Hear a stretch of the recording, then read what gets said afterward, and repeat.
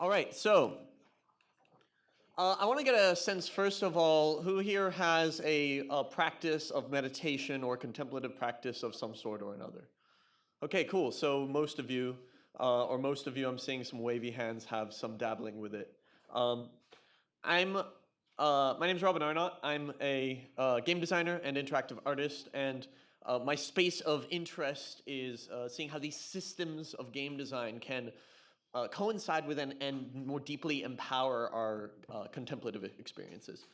So some of the stuff I've done, I created this game called Deep Sea a little while ago, where I was trying to create as fully immersive an experience that I could, and found terror as a means of getting there. This new experience sort of builds a lot on what I learned about consciousness and a human's surprising ability to completely surrender the reality that they're so attached to and either replace that with something else or replace it with nothing at all.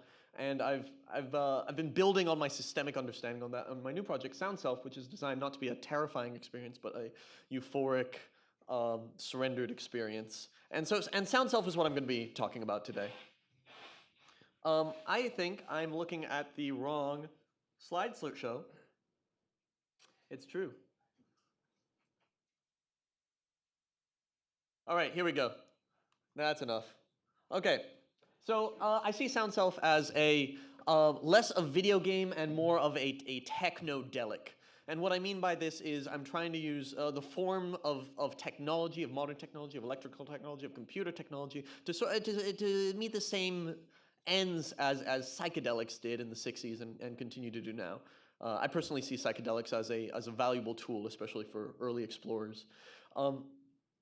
And SoundSelf is itself inspired by my own early experiences on psychedelics, especially that initial deep surrendering and letting go of any belief or conceptualization that I have any idea at all of what's going on or that I'm in control.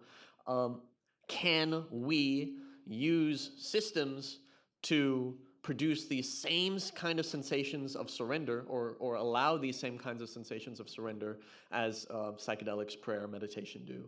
And I think the answer is absolutely yes. And I'm going to be talking about how, but before I get to how, I need to prime you with a few things. Firstly, there's a series of thought that I find extremely powerful for understanding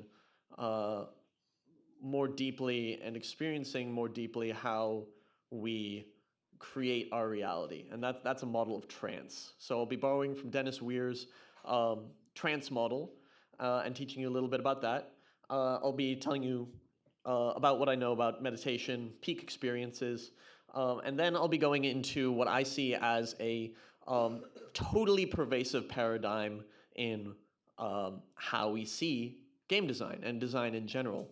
And just as in, for those of you who meditate, you understand this, witnessing something makes it an object. And my goal here is to help you all witness a pattern that is so pervasive that it is invisible, and in doing so, perhaps being able to grow past that, if we choose to. And there's nothing wrong with not choosing to. So trance. When we resonate with a piece of art, or not only with a piece of art, but with anything, when we resonate with any system, when we fully experience it, we can call ourselves entranced by it. And we all have this subjective experience of being entranced. Everybody, I just want to see who here has been entranced or feels that they've been entranced by something, right? So I want you now to just bring that sensation of being entranced to mind as best you can. Remember that. For those of you who are interested, what I'll be talking about comes from a book called The Way of Trance by Dennis Weir.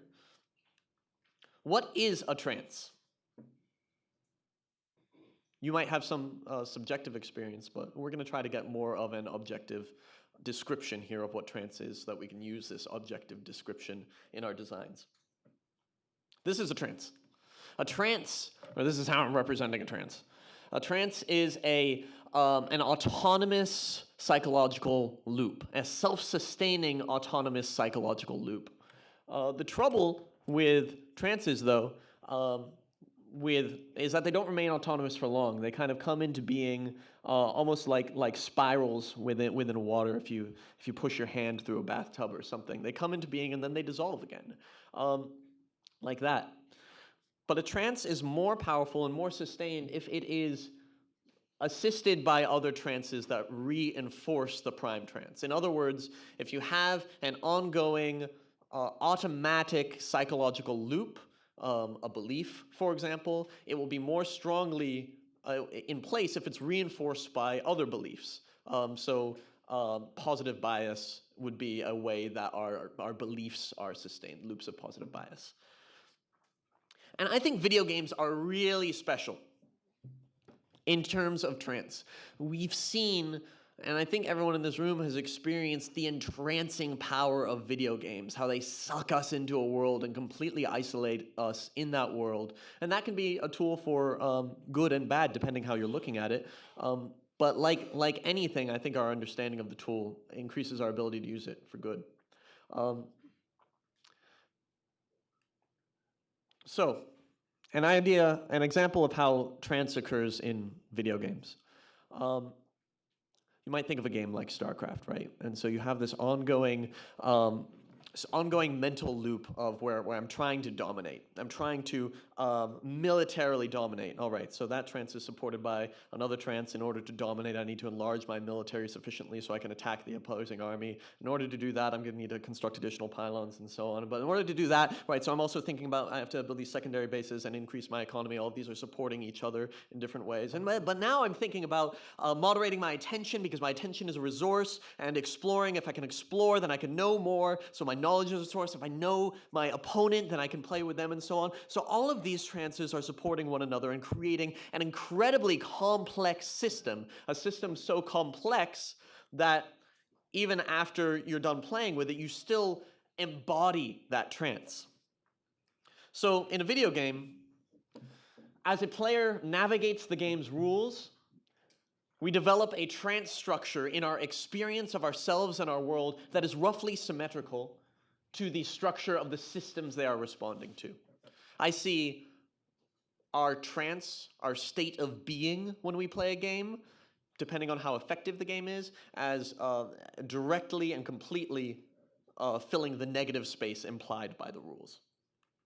So like in my own experience, I remember playing XCOM a few years ago, and I loved that game so much. And I played it multiple hours a day. I would start every day playing it. And I remember once driving in a car, and I was at a stoplight, and the light turned green. And I thought, I need to quickly dash to the other side over there before the light turns red again. I was experiencing traffic and driving a car through the lens, through the frame of XCOM. This is how powerful these trances are, through video games especially. I'm sure many of us here have had dreams where we're dreaming the video game. These trances not only last through the duration that we're playing, but they have ongoing effects in our lives. So I want to tell you about my favorite game, and that is meditation. So I want to take a couple minutes here just to quiet down, meditate together. So if you wouldn't mind all just closing your eyes with me.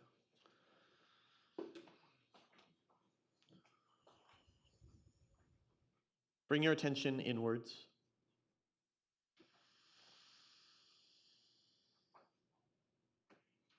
And just notice what you're noticing. See what arises in this space. My voice, your breath, your heartbeat. Notice as well what disappears, what goes away. Perhaps concerns of following my logic are beginning to dissolve. Your awareness of yourself in a social space dissolving more as you become more and more attuned to your breath, your body, yourself right here.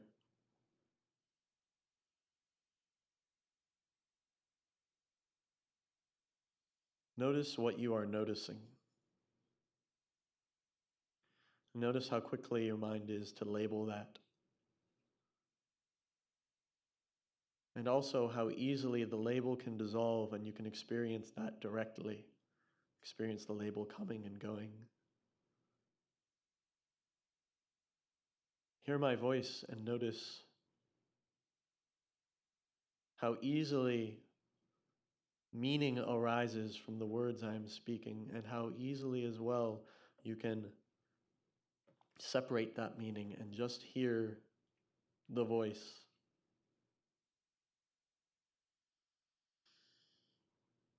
And not until you're ready.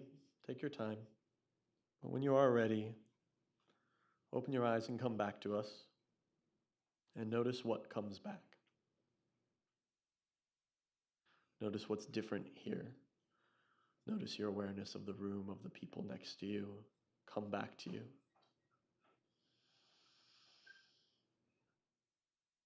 So, this is a game. It's a system. It's a trance. But what's different about this system from most games is that it is a trance that is designed and evolved to help us recognize other trances that we are playing constantly and unconsciously.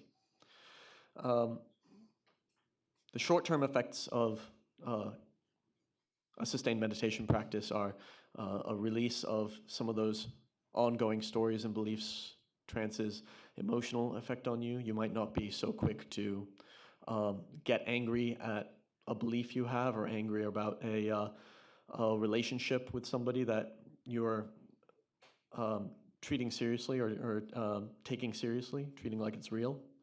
The long-term effects of meditation are something I'm a little more interested in, which is total dissolution, or total disidentification from the narrative, the self-reinforcing trance that we call our personality, our self, that we call me, who I think I am, especially in reflection of other people. I'm going to be talking about peak experiences here. A peak experience is a temporary glimpse beyond the veil. You can get these peak experiences through psychedelics, as I described earlier, through deep meditation. It's different from enlightenment. Enlightenment is a permanent rooting in constant witnessing of the self as unreal, and sort of constant witnessing of reality as it is here. But peak experiences are available to everybody, and most of us have them at least once or twice in our life. Whether we recognize them or not is a different issue. So what happens if we replace this complex loop of a video game, this really complex self-sustaining loop that has us focus in on an experience of ourselves as domination, and replace that with staying present? You have an equally complex loop that just keeps you present in the moment. And I think the answer to that is, what happens is we can pretty reliably replicate or create a peak experience. Especially given the technology we have available to us right now with biofeedback. We have access to so many meditation practices, somatic meditation practices have you root in your body, which helps us get out of our mind. With biofeedback, we have access to that biometric data, which if used intelligently, which if applied intelligently, can help us get out of our minds. So I'm going to talk about how I've been experimenting with doing that in SoundSelf. But first, I want to talk about buttons. And this, I told you earlier that I was going to try to name the paradigm that I see as being so pervasive that it is invisible in game design, and that is this paradigm of buttons. This is about seeing interaction as an extension of our intentionality and agency, and really designing our systems to target and reinforce the sense of self as delineated by our intention and our ability to act on that intention.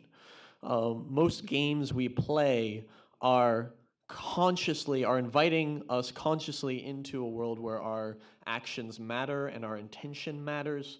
Um, and there's something missed in that, which is most of human experience.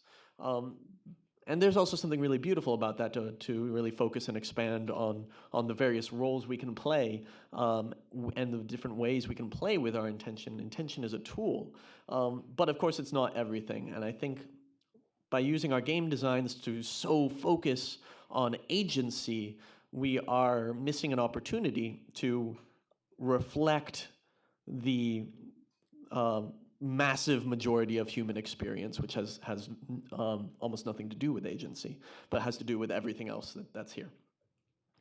And even in biofeedback, I mentioned biofeedback earlier as this really powerful tool. We're still really new to exploring how we can use biofeedback. So these are a couple of biofeedback games I'm aware of. The top one, Mind Over Melon, that's really beautiful. You're wearing this EEG headset, and you focus on blowing up the melon with your mind. And when you focus hard enough, it detects that and blows the melon up, right? Really rewarding experience. This bottom one here is basically an arena battler where you're trying to moderate your how relaxed you are and how focused you are to give you access to different powers. This was at Indiecade this last year. And these are really interesting toys. I think especially the top one is extremely elegant. But we're still treating our biometrics as buttons. Which can be novel, but we're not as good at pressing buttons with our biometrics as we are at pressing buttons with our fingers. And I think by far the most interesting and powerful use of our biometric data comes not in treating our biometric data and our subtle experience of self as a means for expressing agency and power, but rather in using that subtle experience, that subtle data, to reflect back to us something true and deep about ourselves, something magical, something that cannot be expressed in agency. So a few years ago, Mike Ambinder is talking here tomorrow, and it was his talk that in 2011 at GDC that first really turned me on to biofeedback. But I think there's something really limited in he's got a pretty, I think, deep understanding of the capacity of biofeedback, but even in this more complex integration of biofeedback to change the world, we're still kind of treating our biometric data as a button. So something Mike talks about is you have this feedback loop between your physiology and the game system, and these are all slides from his talk, by the way. So if we're using our mind and using that to control a game world, that's great. That's a lot of fun. It's an experience of agency and great. But if you bring in biometric data, you can take the same, according to Mike, you can take the same experience and just make it more reactive, more better. And that's great. But I think, and here's what they were doing with that. I'm sure he'll be talking about this stuff tomorrow. Using biometric data to make the AI director in Left 4 Dead stronger or weaker, things like that. But I think it's sort of a missed opportunity because we're still focusing player attention on that sense of agency. So even though that's informed by biometric data, even though that's informed by our more subtle experience, it still anchors us in an experience of ourself that is fundamentally expressed or fundamentally described by our intention and our agency. It's one idea that I find really useful when I'm thinking about this, especially as we move into an era of VR, is bandwidth. We have, if you think about going from the telegraph to Skype to face, what's happening here in our communication with one another is there's just room for more. There's room for us to experience one another more deeply. There's a lot of talk, there's a lot of use of this word immersion in talks about VR, and I think bandwidth is a more useful tool because immersion necessarily means you're immersed in a world. Bandwidth doesn't necessarily limit you to a fictional world you're immersed in. Bandwidth can just talk about, or can just describe your relationship right here with a person you're with somebody you're loving, with somebody you're trying to pay attention to, with a game, anything. As we move from Game Boy to VR, we see a massive increase in both immersion and bandwidth. But I think that this increase of external bandwidth is sort of only superficial if it doesn't also include an expanded experience of self. If we're creating these systems that have, there's more pixels, there's more data, there's more loudness here, but we're still relating to that loudness from a place of I am this, you are that, from a place of agency. We're sort of missing a massive potential of hugely widening the bandwidth by widening what we are, what we perceive ourselves to be, how we perceive our world, by widening it, by just making there be more here-ness here. And in order to expand that bandwidth, it's not enough to have better hardware, it's not enough to have faster graphics. It really requires abandoning a lot of design choices that have been invisible since D&D. So there's something sort of intrinsically difficult about doing this, about increasing our bandwidth of self using game systems, because a system is naturally a compression. A system naturally reduces our experience of this, our experience of our raw, meaningless experience, and compressing it into systems of meaning that we can understand. So here you might have like a beautiful landscape and so on, but in our focusing on the systems, we're reducing it to just the pieces of data that we need.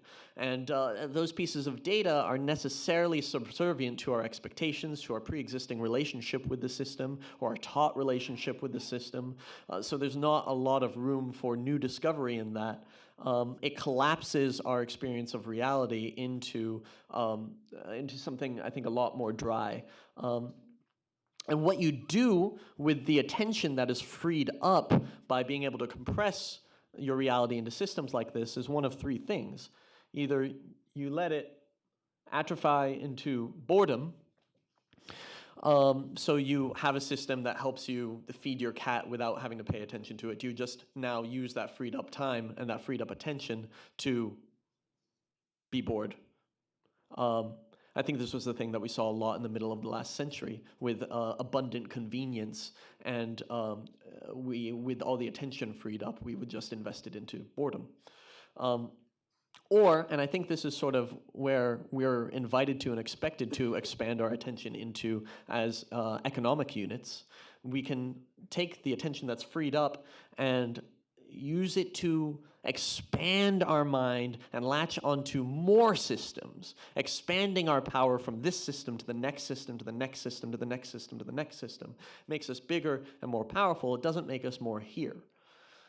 Or finally, you can just use that freed up attention to appreciate, to be grateful, to notice what's here now that I don't have to spend my attention on feeding myself or on not driving my car off a bridge. This brings me back to buttons. Buttons as this sort of perfect expression of a compression of reality into systems that we can understand and impact. Fuck buttons.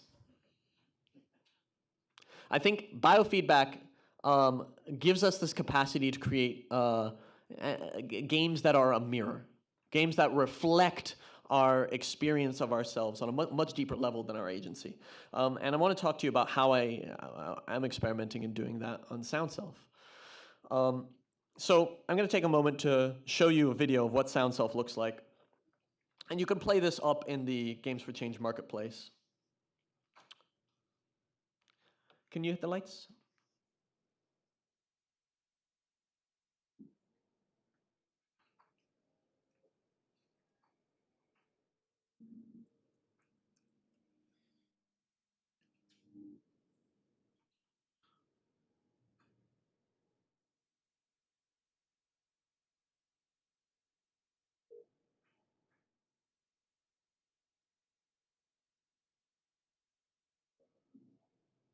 So the player is playing this by using their voice.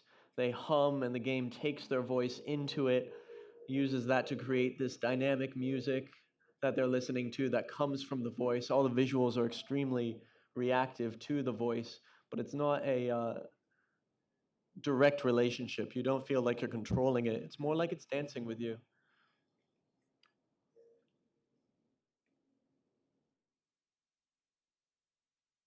So you can turn the lights back on. Um, so I'm gonna tell you a few of these things. I'm really inspired by traditional meditation practices in how I think about the design, the game design of SoundSelf. Um, so again, thinking of a meditation as a game design, how can we expand those existing systems, or be inspired by those existing systems, but use an electronic medium instead? So in SoundSelf, what I'm doing, do you see what I do there? That's pretty clever, I think. Yeah. Okay. So what we're doing is, firstly, we're hacking your intuitive identification with your voice. Can everybody here please hum for me? Just Now pay attention to your voice as you're humming, and notice what it feels like. And notice that feeling of me that's in your voice. That might not be in your neighbor's voice. That voice feels really deeply intimate. It's just myself. So we take that intuitive identification a player has in their own voice, and we expand it outwards by using the voice to control all sorts of subtle details in the game world, to playing back sounds that resonate with the voice and then carry on even after you stop singing. This extends that intuitive identification that we have with our voice outward to everything you're hearing, and because of the synesthetic relationship between the game's audio and the game's visuals, to everything you're seeing as well. SoundSelf is overwhelming, especially in virtual reality. There's so much going on. You're being pummeled with stimulus. You can't follow the game. And this is important because a lot of what we're trying to do is just silence the part of our experience, our mind, which is creating boundaries, saying, I am this, I am not that. So just by overwhelming that, a lot of these techniques we use here are primarily targeted at silencing the mind so that you can't create meaning. And what you're left with is a more rich but less languageable experience. So it's overwhelming. It overwhelms your mind, just as if I'm shouting at you really loud. It's a little harder for you to follow whatever is going on in your mental activity. Your attention is here, partly because I've surprised you. The surprise is really fills your sensations. Just by filling up your sensations, you can't focus on thought as well. And it's beautiful, so it's not overwhelming and ugly. It's overwhelming and beautiful, and that beauty just like invites you to keep your attention here. Next, it's abstract. Keeping it abstract means there's no meaning that I'm intentionally placing into the game for you to hang your thoughts upon. There's no story, and I think for this kind of game design, abstraction is really, really important. Keeping it abstract makes it even that much more difficult for your mind to operate reactively, because there's nothing for your mind to react to. The systems are invisible. So if you're trying to control SoundSelf, as people do when they're just starting the game, I show this at PAX, and one of my favorite things that happens is we have players get into the experience, and they begin chanting, and because we're at PAX, we're at the Penny Arcade Expo, they're expecting something a little video gamey, they're expecting something they can control, and they try to figure out the rules, they try to figure out the systems, but because our systems are invisible, they have a complicated relationship between the players, so you can't figure them out. Trying to figure out the rules is an extremely frustrating experience, and eventually what I see happen with these players, you know, they'll be clenching their fists, they'll be really frustrated while they're playing it, and eventually they just give up. And as soon as they give up, I hear them laughing, I hear them, you know, they're just really surrendered to something that they can't understand because they're no longer trying to understand it. It's radially symmetrical. All of our visuals keep the player's eye drawn inwards, keeps the player's eyes from sort of exploring and wondering and looking for meaning. It's repetitive. The dynamic is, or the mechanic is chanting. You keep using your voice. There's percussion. All of this repetition, and I can't pretend to understand why, but repetition like this is part of what helps silence the mind. And this is why percussion and music is so effective for helping us get out of our heads. And by asking the player to tone out with their whole breath and then breathe in, we're actually inviting them to slow down their breathing, get into a more yogic breath, and which also has a biological impact on their state of mind. So all of this is, I see this as a reflective game design space, and there's, I think I described SoundSelf as a technodelic, but there are plenty of designs that are being made right now, especially with biofeedback devices, that are also trying to disengage a player from their intentional, agency-driven mental engagement with the work and let them just surrender to the experience. This top one is one of my favorite. That's called Heart Cart. That was a Burning Man project from a couple years ago by my friend Mikey Segal. And what he's doing here is he has you have a strap around your chest which measures your breath and your heartbeat. And what you see is a light behind the other player that is your breath filling up and reducing, which gives you this really deep relationship with your body. And there's a subwoofer behind you, a transducer, that is amplifying the other player's heartbeat into your body, which gives you this really deep experience not only of your body, but their body. You're not mentally engaged in this process, but you are so completely there in it. And in the more mainstream, we're seeing things like Interaxon's Calm, which is a meditation app. But even this is using meditation as a button. You're sort of trying to meditate so you get the reward for meditating. And this is how sticky the button design, the button paradigm is, in that even as we are creating meditation experiences, we're so addicted to the notion of agency and achievement that as we're creating meditation experiences, we're sort of culturally obliged to reward people for meditating well.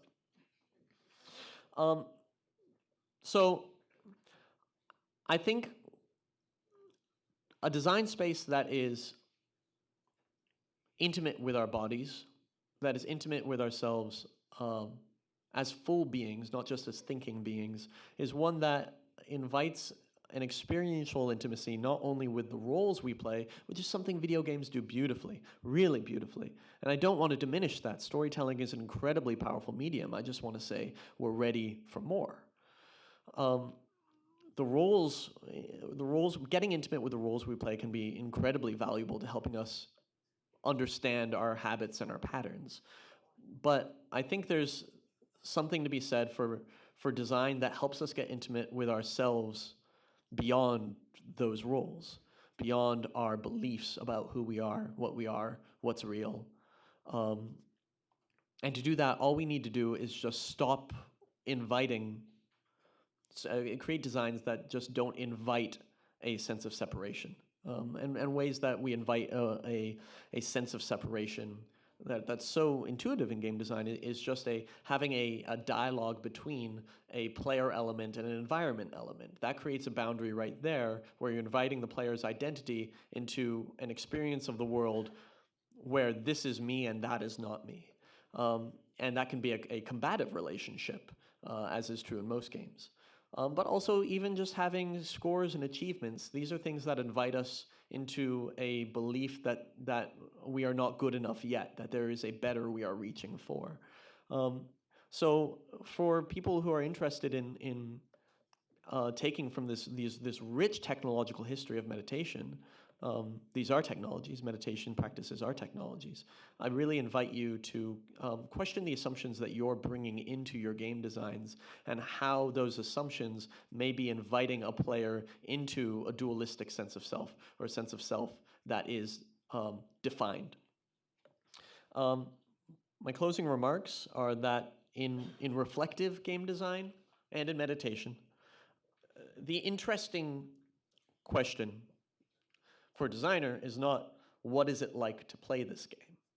The interesting question is, who am I when I play this game? Thank you.